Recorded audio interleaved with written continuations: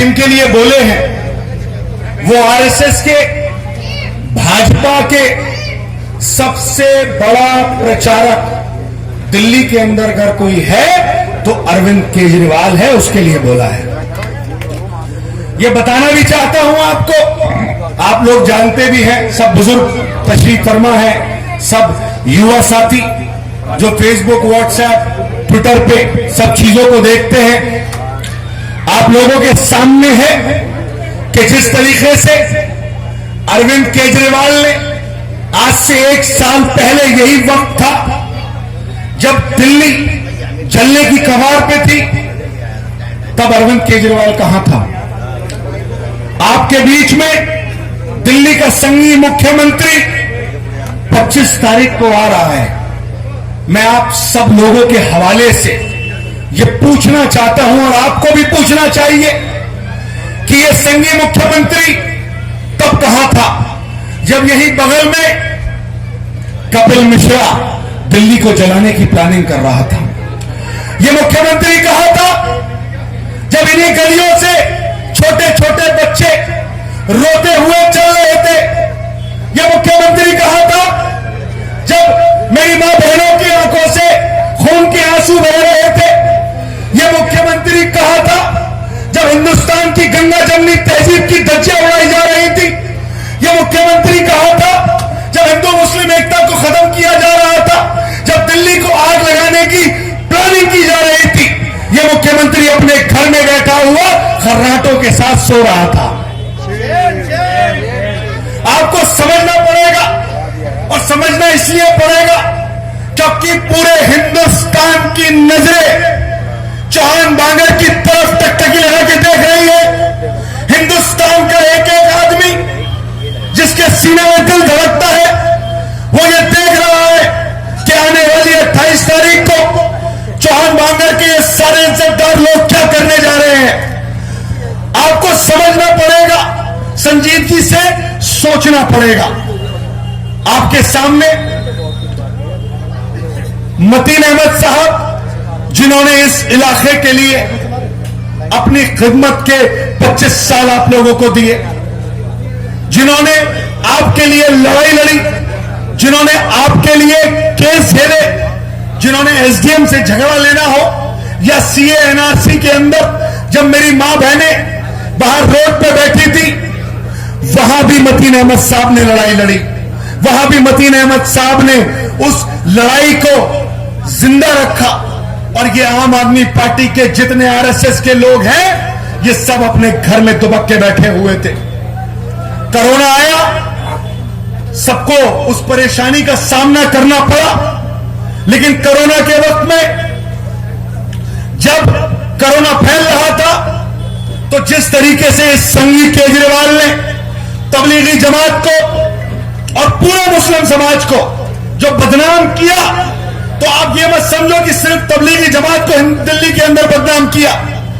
उस बदनाम करने का, उस एफआईआर करने का रिजल्ट ये हुआ कि पूरे हिंदुस्तान के अंदर जहां जहां मुसलमान रहता था, जहां गरीब मुसलमान था, जहां रेड़ी पटरी वाला मुसलमान था, जहां सब्जी और फल बेचने वाला मुसलमान था, उससे सब्जी और फल सिर्फ इसलिए नहीं खरीदा गया क्योंकि वो मुस्लिम समाज से ताल्लुक रखता था।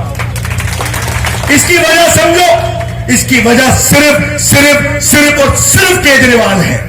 केजरीवाल ने 70 सेकंड नहीं लगाया मौलाना साद साहब पर, मरकज के लोगों पर एफआईआर कराने के लिए। मैं पूछता हूं आज चौहान बांगर की इस सरजमीन से, इस संघी केजरीवाल से जो अपने घर में बैठा हुआ आराम कर रहा है, बता केजरीवाल, मौलाना साहब पर एफआईआर करने में तूने 70 सेकंड नहीं लगाए, मरकज पर एफआईआर करने में तूने 70 सेकंड नहीं लगाए, लेकिन अपने पुराने दोस्त कपिल मिश्रा पे एफआईआर क्यों नहीं कराई?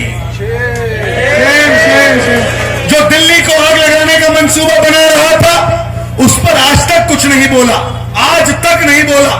आपको याद होगा, मैं मुस्तफाबाद विधानसभा से चुनाव लड़ा था, मेरे वालिद हसन अहमद साहब वहां से विधायक रहे थे।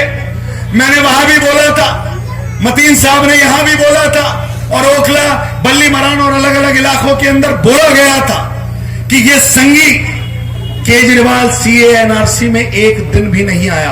याद है ना आप लोगों को? इसने क्या कहा था कि अगर दिल्ली पुलिस मेरे हाथ में होती तो मैं 2 घंटे में शाहीन बाग को खाली करा देता। बोला था या नहीं बोला था?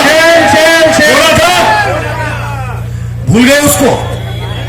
भूल गए? याद है मेरे भाई? हाथ जोड़ के हम भूल गए थे, उसके इन लफ्जों को हम भूल गए थे। तब भी 99% मुस्लिम भाई बहनों ने केजरीवाल पे भरोसा करके उसको वोट दिया। मैं भी हारा, चौधरी साहब भी हारे और हमारे दीगर नेता भी हारे।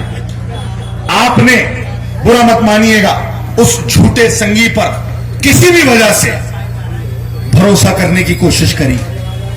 उसने एक आपको सूत्र बताया कि भाजपा को हराने के लिए मैं हूं, लेकिन आपको पता नहीं है कि भाजपा को हराने के चक्कर में भाजपा के बाप को आपने दिल्ली में बिठा दिया। यह भाजपा का बाप है, भाजपा से भी बड़ा है। आपने यह गलती करी, उसका खामियाजा आज भुगतना पड़ रहा है। मुस्तफाबाद के अंदर जो विधायक है उसने इतना बुरा हाल कर रखा है, दिल्ली के अंदर दंगे हुए, आपका इलाका भी पीड़ित था, लेकिन सबसे ज्यादा अगर किसी इलाके के अंदर परेशानी का सामना करना पड़ा तो मुस्तफाबाद था। वहां क्या हालात थे आप सब लोगों ने देखा। मैं सिर्फ आप लोगों से आखिरी में ये इल्तिजा करना चाहता हूं अल्लाह के वास्ते, आपका भाई होने के नाते, कि मेरे भाई जुबैर अहमद को वोट 28 तारीख को, जैसे अमित शाह ने कहा था पिछले साल मुस्तफाबाद में आके कि बटन इतनी तेज दबाना कि इसकी गूंज शाहीन बाग तक जाए। आज मैं आपके सामने कहता हूं कि चौहान भांगर में बटन इतनी तेज दबाना कि अरविंद केजरीवाल का गाल लाल हो जाए। अभी असली मंजिल पाना बाकी है, अभी इरादों का इम्तिहान बाकी है, अभी तो तोली मुट्ठी भर जमीन है, अभी तोलना आसमान बाकी है। बहुत बहुत शुक्रिया। जवानों का बहनों का